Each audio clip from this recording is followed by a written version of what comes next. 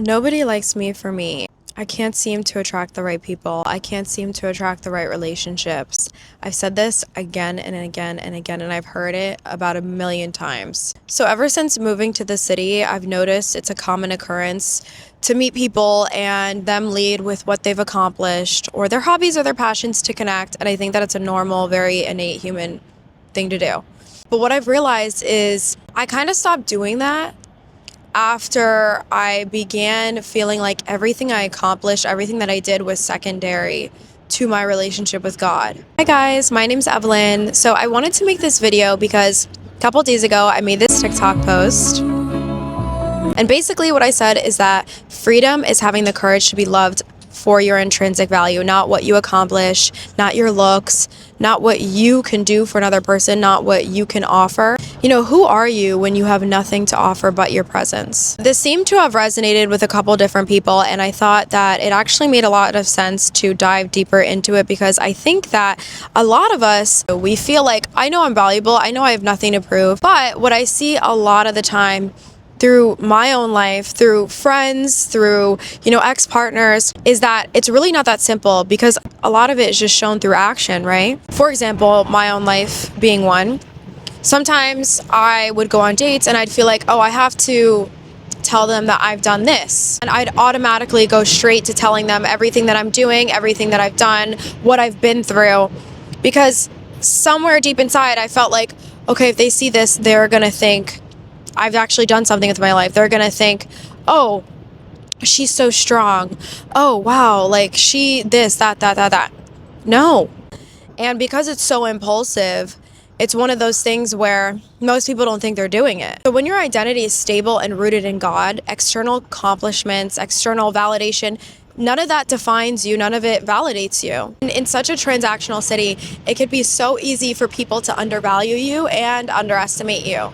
Because you're not leading with your accomplishments, because you're not leading with the things that you think will be perceived as valuable. And at the same time, it's so important that you just keep going, that you lead with who you are in Christ. And that's the biggest thing that I think I've realized these last couple months is that my actions have been reinforcing the belief that I have intrinsic value, that I don't need to be around this person. I don't need to date that person to prove to myself that I deserve what I want in life and that I'm going to get it, that I'm going to create it. I think you stop settling, you stop making excuses for people, you start walking in faith and purpose, and you stop expecting the world to understand you. I stopped moving in a way that was desperate to get something out of a sense of lack, and I started moving in a way that was ready for alignment with who I was. Everything is truly secondary to that truth. So what I mean by that is when I dated people, when I was getting to know people,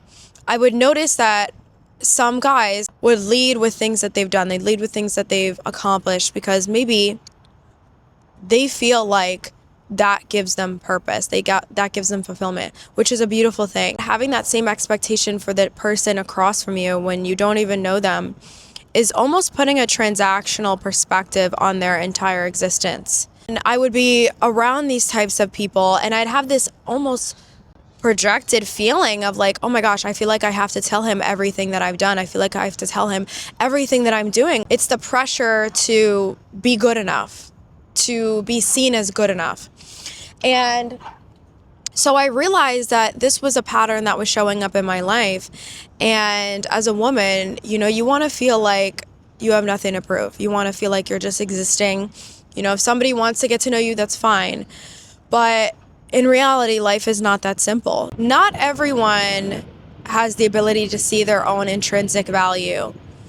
And that shows up when you're maybe seeing a guy and you're like, why is he with me, but he doesn't want to date me or whatever. Sometimes he just likes you for your looks. Maybe he knows that there's values and things about you that just don't align with him, but he's going to excuse it for the time being because you make him look good. You do this, you do that. It's not about who you are, but what you bring, right?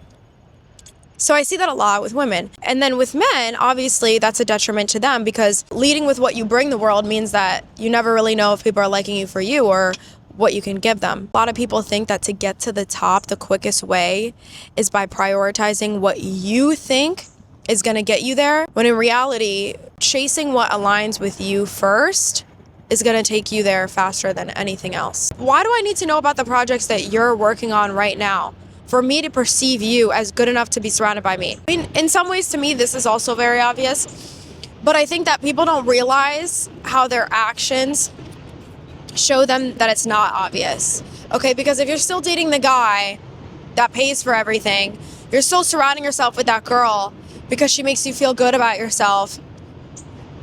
I mean, like, is it really applying to your life? Probably not. I just was working with this kid. When I walked in, he had his head down. He seemed like pretty upset actually, and I was like, what's wrong? Like, you know, he's under 10. He doesn't want to tell me, not wanting to read what he's reading.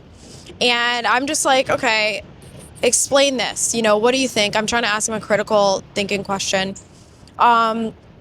He gives me his answer, and I'm like, wow, that's actually a really good, profound thought. I didn't say profound, but I was like, oh, that's a really good thought. And he was like, He kept listening. Time went on. This was like a group activity, by the way, so it wasn't just him. And he ends up reading again, and I'm like, read this passage, and I want you to tell me exactly what you think. And then I ask him a question, basically, just to get a little deeper. He tells me, and I'm like, wow, like, you are so intelligent, because he is. And he looks at me and smiles, right? That was like the first smile I saw in the class. And I start, you know, talking to the other kids and things like that. And I look at him, and he's opened the book, and he's reading with passion. Like, I could see it on his face. And just seeing something like that, a behavior change so drastically in such a short amount of time, I think is so telling on how intrinsic value has to be instilled at such a young age. And if it's not, it can be so difficult for us to unlearn the behaviors that not only hurt ourselves, but hurt other people. Okay, so like I'm watching this back and I realized I didn't give much, not context, but the connection here is that when I talk about intrinsic value and this example in particular, I'm saying that this kid, right, his own perception of himself might have been influenced by this moment. Maybe it wasn't. But the idea is that from a young age, we are taught about who we are through the interactions we have with people, through the interactions that we have with the people that we look up to. And so this kid, whether he believes it now or not, him seeing himself as intelligent, that is going to change a lot of the actions that he reinforces, the people that he surrounds himself with, obviously, all these other things, right? It's not only going to change that, but it's going to change the desires that he has and what he's willing to do to get it. And so sometimes, like, if you're somebody that you were never made to feel a certain way and you're very insecure in that area, you're going to maybe sometimes prioritize relationships with people or experiences that make you feel that validation of like, okay, no, I can be like that. I am like that. And sometimes that means choosing a partner because they make you feel so intelligent even though you're not that into them. And I hate to say that it's like this big domino effect, but that's literally how it can happen and how oftentimes it does. That's where the insecurities start. And so that's why I think it's so important that from a young age, you know, not only we teach the kids that we're surrounded by, the future children that we have, but we kind of look to our own childhood to see like, where did a lot of the insecurities that maybe I have begin? You know, when was the earliest memory that I have? Because I think getting to the stem and sometimes the root can really like help us understand, you know, maybe where a lot of those weak points or just feelings and thoughts that we have to let go of and stop identifying with, where they came from, where they began. Listen, I'm no psychologist here. I'm not a psychiatrist. Half of the stuff I'm saying probably doesn't even make sense. But from my perception, these are the things that I've seen really damage people, because I feel like I see people stay in relationships for 7 years because they're attached to parts of people that aren't even really them. They're what they bring. They're what they offer. They're the potential, you know? And none of that is real. Of course it's real because it's occurred. Of course it's real because it's happening. But you're not falling in love with that person's soul. So I just thought that that was a very interesting thought that I had. And, I would love to get insight in it because I don't even know if half of it is accurate. But from what I've seen and learned, in my own life, I used to make excuses for people, friends, relationships, out of that thought of like, okay, maybe, XYZ can change. Or I look at them and be like, well, I love that they do this for me, or I love that they, do like XYZ. So let me just keep it going. Okay, so I did want to provide a little more context just because I think this part especially can be very confusing. It's even confusing for me in the way where you're trying to attach a thought to really like all the actions that we like exhibit on the daily and how they're kind of connected. So I want to give pure examples of like when I talk about this and I talk about making excuses, I'm not saying that I just cut out anyone that makes mistakes. But what I'm saying is there would be friendships that I have or maybe even relationships where I'm like feel lost. I feel like alone in a way even though I'm surrounded. And I realized that it was because I would be constantly making room for people and not making room for myself as a result, because I knew that there was thoughts and feelings and things that I was noticing and in a way neglecting, because one, I wasn't bringing them up, and two, I wasn't making space for me to just meet and accept more people that aligned with that version of me that knew she wanted to get closer to God, that knew she wanted to, I don't know, whatever, be better with money, be more aligned with the career she actually wanted.